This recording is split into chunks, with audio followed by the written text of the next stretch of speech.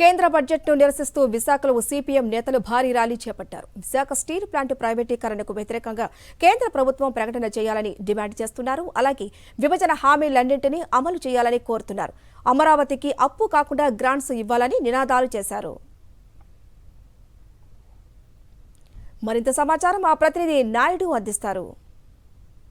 కేంద్ర బడ్జెట్ను వ్యతిరేకిస్తూ సిపిఎం నేతలు విశాఖలో నిరసన కార్యక్రమం చేపట్టారు. ఈ నిరసన కార్యక్రమంపై మనతో మాట్లాడేందుకు సిపిఎం నేత గంగారామ్ ఉన్నారు. సార్ చెప్పండి సార్, ప్రధానంగా ఈ కేంద్ర బడ్జెట్లో రాష్ట్రానికి ఎటువంటి అన్యాయం జరిగింది? మీ ప్రధాన డిమాండ్ ఏంటి సార్? కేంద్ర బీజేపీ బడ్జెట్లో ఆంధ్ర రాష్ట్రానికి తీవ్రంగా అన్యాయం జరుగుతుంది. ఈ అన్యాయం ఏడాదే కాదు, గత 10 ఏళ్ల నుంచి కూడా తీవ్రంగా బీజేపీ ద్రోహం చేస్తూ వస్తూ ఉన్నది. ఆంధ్ర రాష్ట్ర ప్రజానీకం అందరూ కూడా ఎదురు చూశారు ఈ బడ్జెట్లో.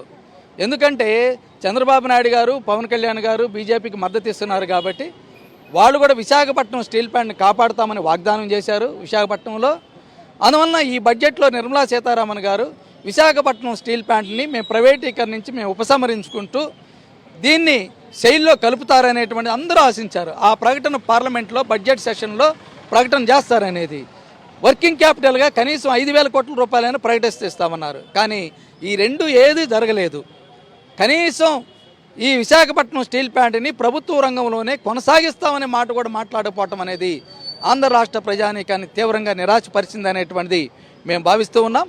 అలాగే రెండోది, అమరావతికి 15,000 కోట్ల రూపాయలు రుణం ఇస్తామన్నారు. ఆంధ్ర రాష్ట్ర ప్రజానీకం అంతా ఆశించింది ఏమిటి? రుణమా కావాల్సింది? రుణం కాదు, బడ్జెట్ నుంచి నిధులు అనేటువంటి 15,000 కోట్ల రూపాయలు ప్రత్యేక ప్యాకేజీగా ఈ ఏడాది గ్రాంట్ రూపంలో ఇవ్వాలనేటువంటిది సిపిఎం పార్టీ డిమాండ్ చేస్తూ ఉన్నది. ప్రజలందరూ కూడా కోరుకుంటున్నారు.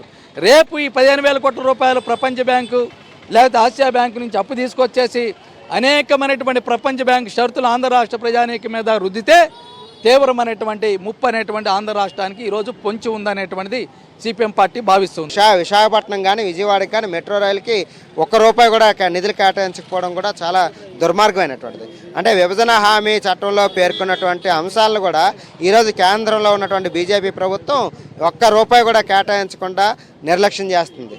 అలాగే ఈరోజు కేంద్రంలో ఓ పక్క నుండి బీహారు నితీష్ కుమార్, ఇంకో వైపునేమో ఆంధ్ర రాష్ట్రం చంద్రబాబు నాయుడు, రెండు సపోర్ట్లుగా ఉంటేనే కేంద్రంలో మోడీ ఉండేది.